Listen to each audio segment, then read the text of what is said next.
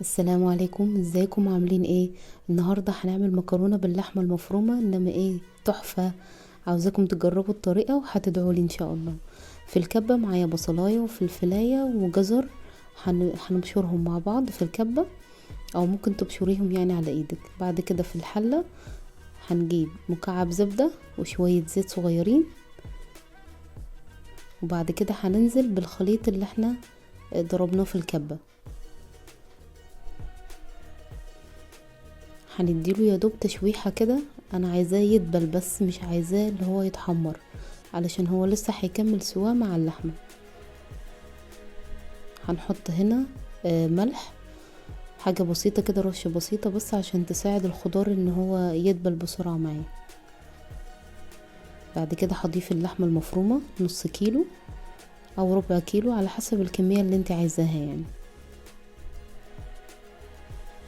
هو هنا لسه متجمد، فانا ههدي عليه النار وهغطيه. هتلاقيه بيفك معاكي بسرعة، يا دوب 5 دقايق بس مش هيكتر. بعد كده هضيف معلقة كبيرة صلصة.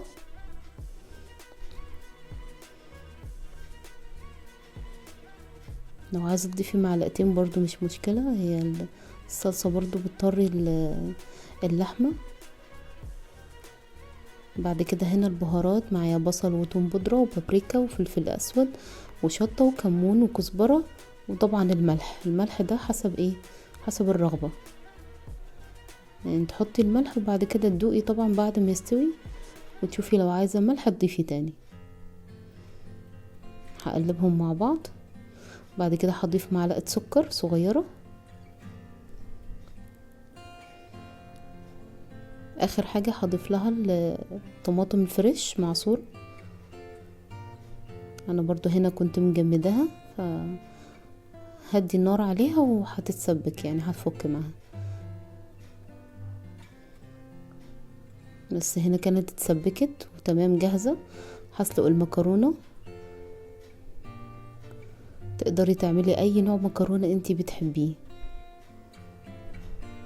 خلاص هنا اتسلقت وجاهزة. تعالوا بقى نغرف طبقنا الجميل.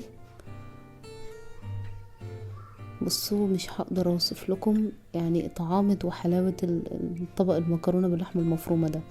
لازم تجربوا الطريقة دي وان شاء الله هتعجبكم خالص.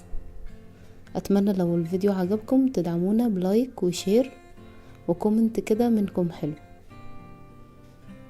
شايفين الجمال؟ بصراحة تحفة تحفة، لازم تجربوه يا جماعة.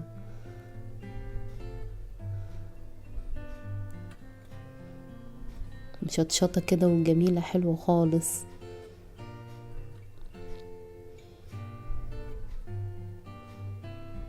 اشوفكم في فيديو جديد. باي.